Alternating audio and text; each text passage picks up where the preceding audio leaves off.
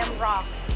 Bula, I'm John from Kornabuanta. I love listening to the FM, it rocks. Bula, I'm Teopola. Bula, I'm Magnisi. We love listening to the FM because it rocks in Ba. Bula, my name is Tisa. I've been listening to Today FM. Today's hit music on Today FM. Tonight, Fiji loses Wellington Sevens final. Dusty roads contaminate drinking water. And Chinese tourist arrivals continue to increase. From the studios of FBC Suva, Rita Priyadarshini. The Vodafone Fiji Sevens side lost the Wellington Tournament Cup final to South Africa 26-5. The Fijians started well with a try to Choeli Lutumailangi, but it was all South Africa after that. Here are the match highlights from the match. Firstly, they work it through the middle. Now the pass floated out wide to Lutumailangi, the Nadronga flyer. Sinatla comes across, and even he can't stop him. Out though, as Dupria gets it. Thrown to the ground. Betuniata, yellow card. Cecil Africa. And Quaka Smith, what a job he's done in the absence of Brown. Sneyman now turns it back. Sinatla. Only one thing going to happen when he gets the ball in space, and he's between the posts for the try. Inside, then he gives it away to Sinatla. The in out, taken from behind by Lutumailangi. They've still got it though. It's still alive. Speckman. Barely been on the field, 15 seconds, and he's in for the try. Helped them to stretch their lead at the top of the table. Speckman again. Away it goes to Ruan. Nell taken just short, but stretching over for the try. Not that time. Sinatla stepping, putting the pace on, looking for support. Ruan Nell is there. Oh, what a try! And that's it. It's South Africa's. What a brilliant breakout. Ruan now comes off the bench, scores a double.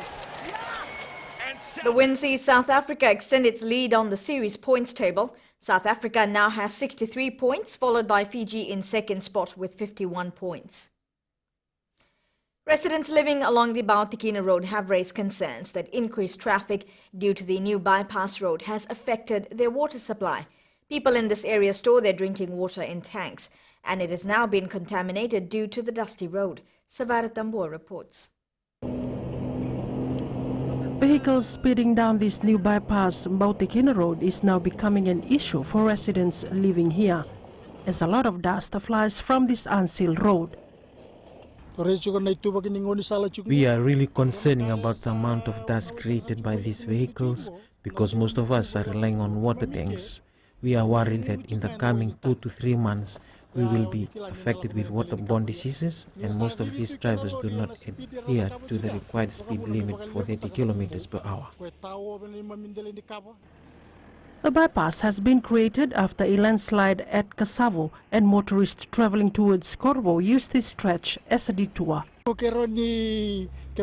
Requesting if within 2 to 3 hours water could be added on the road to minimize the amount of dust created, and should be done only next to where the communities live. The Fiji Roads Authority is still working on improving the road conditions. We apologise for it, and we're working to identify and come up with some solutions for those affected residents as best we can. At the moment, there's no easy solution right now. We've tried watering the road, it's not working. So we're looking at other alternatives as to what we can possibly do. Drivers have been warned to adhere to the speed limit of 30 kilometers per hour and also be mindful of the 18 tons weight limit. Hutchinson says commuters need to leave early for their destination to avoid any rush and delays. Sabara Tambua, FBC News. Fiji is slowly becoming a choice of destination for the Chinese tourists. Tourism Minister Fayaz Koya says with China becoming the country's biggest source of foreign direct investments, government will continue to strengthen its ties. Kelly Vadala reports. Tourist numbers from China to Fiji has been increasing year on year, which translates into more investment for the country. The last 7 years has been a tenfold increase, and it's started at about 4,087 in 2009 to 40,174 in 2015. The Fiji-China trade and investment relations has grown from strength to strength and will continue to build upon the solid foundation of growing political, economic, cultural and people-to-people relations. Koya was speaking at the Chinese New Year celebration in Suva today. Chinese ambassador to Fiji Zhang Ping says China continues to strengthen its bilateral relationship with Fiji through numerous investment projects. We have witnessed a 18.5% increase of our trade with a total number of 417 million US dollars. 11 months of last year, the registered investment project in Fiji from China in Fiji has accounted 40% of the total foreign investment projects. Minister Koy says China is currently Fiji's biggest source of foreign direct investment and that the Chinese community has enriched Fiji's culture and they have developed the economy. Kelly Vadala, FBC News. Meanwhile, a group of Chinese tourists from Taiwan enjoyed the sun and a bit of light shopping in Nadi town today.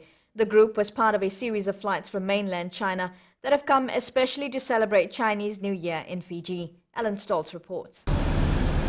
Rosy Holidays and Fiji Airways has brought these Taipei tourists to Fiji, who are mainly here for shopping and to enjoy the warm weather. Their tour guide Richard Ting from Rosy Tours knows this better than anyone. For the Chinese culture, it's more of if ever you have the time to go out on vacation, go to a different country, it's always like a responsibility to buy gifts back for friends and family. That like family and friends are always first, because maybe some people aren't as lucky if they don't have the time or they're not in the right situation to be able to go on vacation. So it's always in our interest, in our culture. It's the world's largest migration, Chinese New Year. But for some, they don't travel back home. Instead, they travel abroad. This is the third year in a row that Fiji Airways have had chartered flights coming in from mainland China. And with each flight having a capacity of around 300 to 350 people, it's no surprise that retail shops here in Nadi are happy with the tourism influx. Basically, they were after souvenirs, as we have Pandora, which is it's worldwide, and they are like into Pandora, and they want something from Fiji that they can take back home. It's a new experience for these globe-trotters, but hopefully they will also experience Fiji's unique culture and hospitality and return for more. Ellen Stolz, FBC News. In the news ahead, Agriculture Ministry launches Stray Animals campaign. And our successful Fijian tonight is Fiji-born singer Sumit Tapu.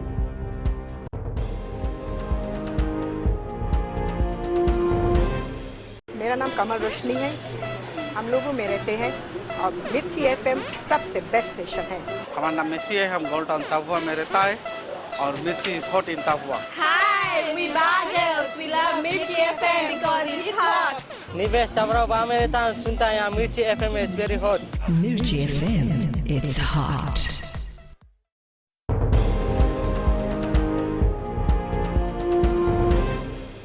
The Lautoka branches of 2 fumigation companies in Fiji have been suspended by the Biosecurity Authority of Fiji. The 2 branches of Amalgamated Pest Control and WG General Pacific Limited are based in Lautoka, and fumigation certificates issued by these companies will not be accepted at the Australian border. BAF Executive Chairman Xavier Khan says fumigation certificates will not be accepted from companies that are suspended or withdrawn.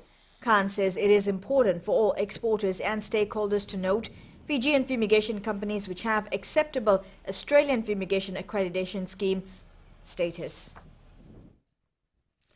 The Ministry of Agriculture has embarked on a bold campaign to eliminate stray animals from public areas around the country. The campaign, which will be carried out with the help of the Biosecurity Authority of Fiji, the Fiji Police Force and the various provincial councils. Alan Stoltz reports.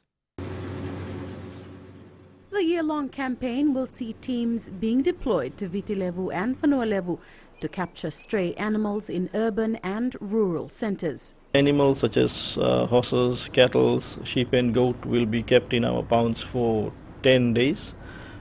This is the time that we allow owners to come and identify the animals and then take these animals back. For the dogs, they are kept in our kennels for 10 daylight hours only. These stray animals have become a nuisance in the community, but not for much longer. For larger animals, they are actually destroying somebody's farms.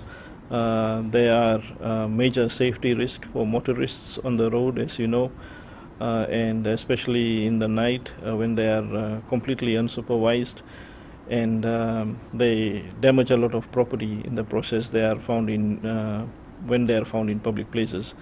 For stray dogs, we have received a number of complaints from numerous town councils and city councils. There should be a campaign for limiting or reducing the amount of stray animals where they don't have a place to live. There's too many stray animals on the streets in Suva, and somebody needs to do something about it. Members of the public will need to have their pets licensed and tagged and kept safely at home to avoid capture during this time. Ellen Stalls, FBC News. More efforts are being made to take the relationship between India and Fiji to a new level. Speaking at the 68th Republic Day of India reception in Suva last night, Indian High Commissioner to Fiji, Vishwas Sapkal, said being part of Fiji's development process will help strengthen ties. Kelly Vadala reports. Fiji-India relationship goes back a long way, and the celebrations for the Republic Day of India in Suva last night reflected the strong bond between the two countries. The event was attended by President Jyoti Kondrote and Prime Minister Vorenga Bainimarama along with other government officials. This day, 26 January 1950, we have adopted our constitution, and India has become a republic on that day. Pleasure to celebrate our Republic Day here in Fiji, which is our very close friend. We have special relations. There are some crises or like that. We share each other's feelings and we help each other. So we are partners in the Fijian development process. Dance items were performed by different groups highlighting the Indian culture. It's a good opportunity to have a tie between Fiji and India. It's a good fusion, no? Which I observed here when I came over here. A step, towards that fusion, no? towards mixing up both the cultures. No? 20 schools will be assisted by the Indian government under the Adopt a School program, and the government has also provided $4.7 million for the small and medium enterprises. Kelly Vadala, FBC News. It has always been said that music is the language of feeling and passion. In tonight's Successful Fijian segment, we bring you the story of Fiji-born Bollywood singer Sumit Tapu, whose passion to sing ignited at a very tender age. Pranita Prakash with his success story. Successful Fijians is brought to you by the Fiji Development Bank, your partner in progress.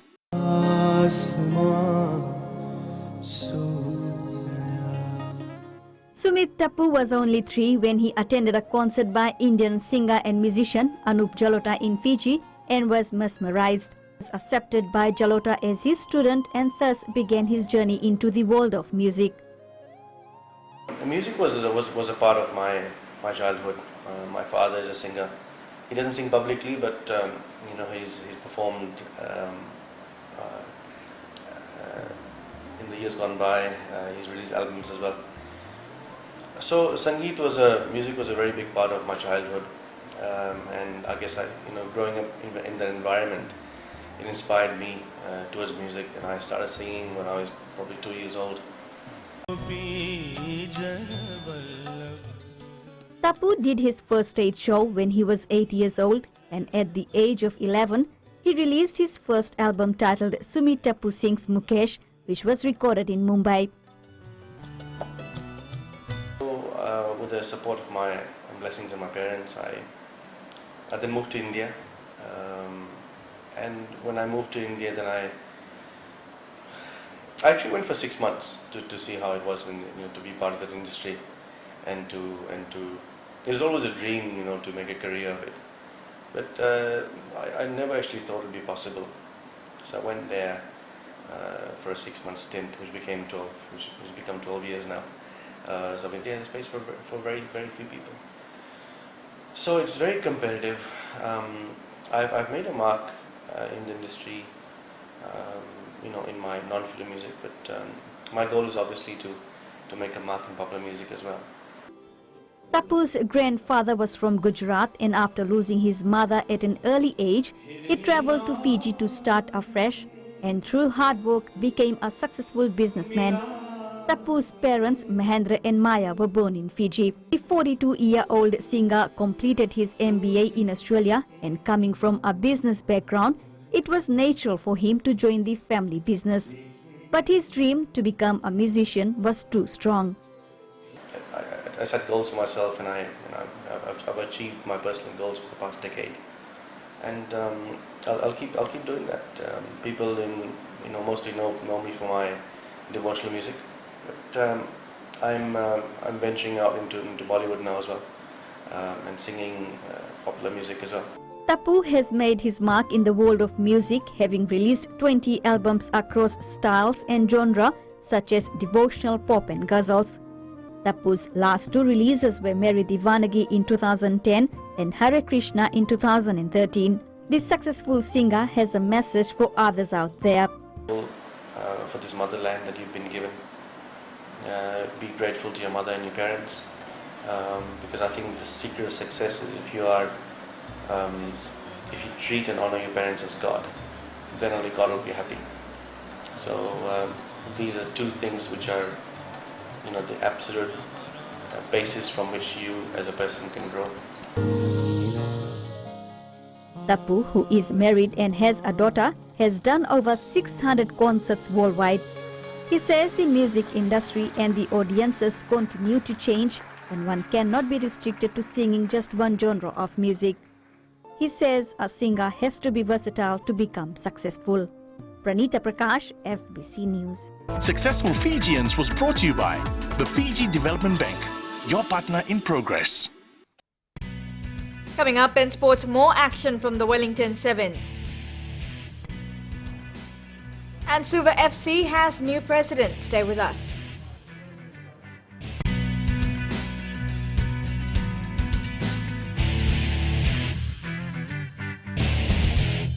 Na yavangunga andi moala radada ranalika o tikongona taunu singa toka ando talisaka na vakaronga na Mbula FM number 2 na serre ya dora subuni kurna bili ibora ni patukara hambara binaranga do talitakina na vakaronga na Mbula FM number 2 na serre Bula.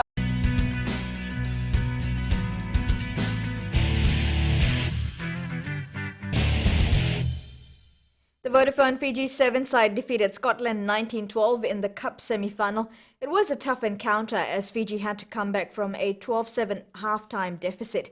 Here are the highlights. Attempted intercept. Here goes Horn. Works around the edge and they all stood off him. George Horn dots down for Scotland's first, or at least is still thinking about doing it. Now he does. 9 outs, 9! Lutu Mailangi took the tap. Now the cut. Inside players flooding the lines. Kailioni Nasoko gets the first for Fiji. Horn. Godsma looks wide for Robertson. Robertson for the corner. We will have a look. Come on, please. Are you happy with grounding? Thank you. The try will be given. A quick confab with the assistant referee and the in-goal referee, and Robertson gets Scotland second right on the half-time break.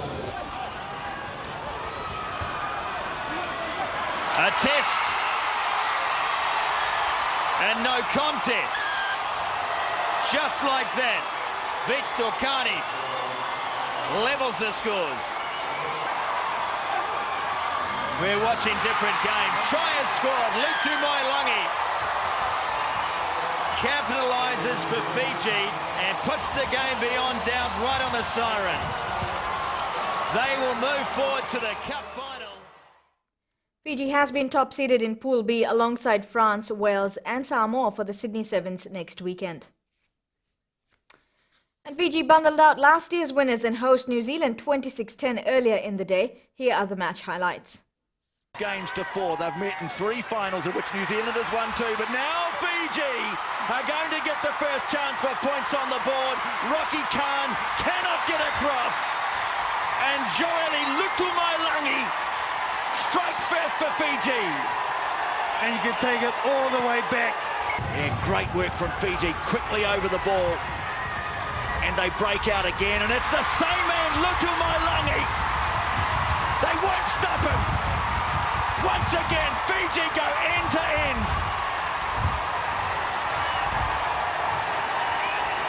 They turn great defence into blistering attack. Tuai to pop it in. And there's a little scoop down the short side, he'll score. Quicksilver. Jerry Tuai has been brilliant this weekend. Trying to get it on to the... Oh, falls through. And he makes it to the line. Kulisau couldn't stop him. And what a find he appears at. Tuai dances off down the short side. Kuroi comes across at him. Pops a beautiful ball back in field. Vitamalua. It's Fiji's. They're not going to be stopped. You know, New Zealand always hard to beat in Wellington, and they are defending champions. They are quality sides. They have a lot of experience. And I thank the boys for the performance we put out. We wanted to start early against New Zealand. Vodafone Fiji football coach Christophe Jamel is happy with the progress the national side has made in the last 2 weeks. Jamel has been working on attacks and says a lot of time is needed to get the players to get used to the style of play he wants to be played. The Frenchman is likely to visit some districts' training sessions in the coming week, advising coaches of what he expects from them. They are join my expectation. This is the very good and positive things. After I have so many things to fix before, because the offensive moves are the most important to fix, and we have to synchronize our runs.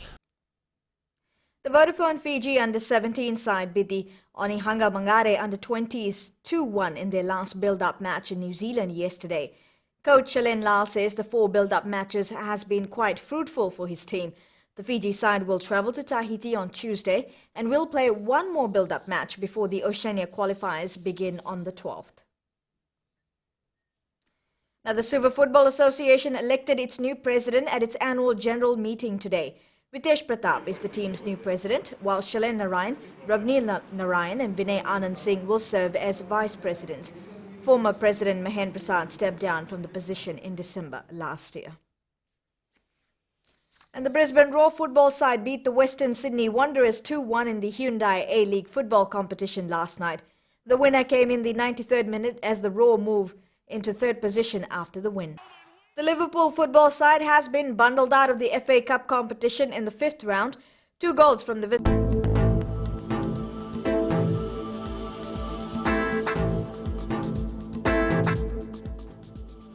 Showers, especially in the afternoon, were experienced over most parts of the country today. It was another hot day in the Western Division. Temperature rose to 32 degrees in the main centres. And it was a general fine day for Suva. Fine weather also prevailed in the Northern Division. Lambasa recorded a temperature of 31 degrees and Savu Savu was on 30. The outlook for tomorrow: fine apart from isolated brief showers over the eastern parts and interior of the larger islands. Elsewhere, afternoon or evening showers are expected.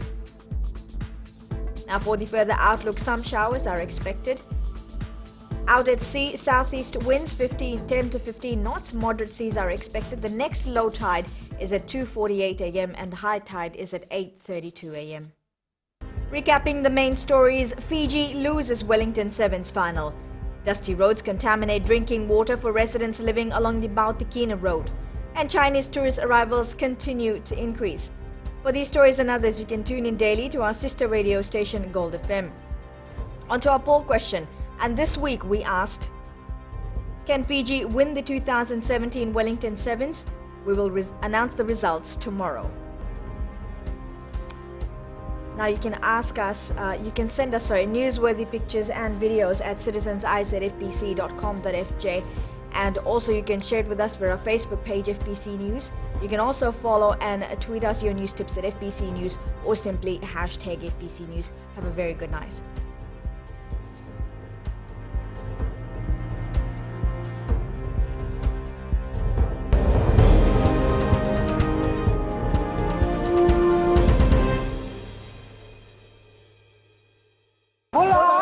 We from Latoka, we love listening to Gold FM, only the classic hits. Hola, my name is Kanto. I'm from Ba. I love listening to Gold FM, only the classic hits. Mula Fiji, my name is Florence Ratu. I'm from corner number 1 in Tavua, and I love listening to Gold FM, only the classic hits every day and all day. Hi, my name is Anna, and I'm from the soccer crazy town of Ba. I love listening to Gold FM, only the classic hits. Gold FM, only the classic hits.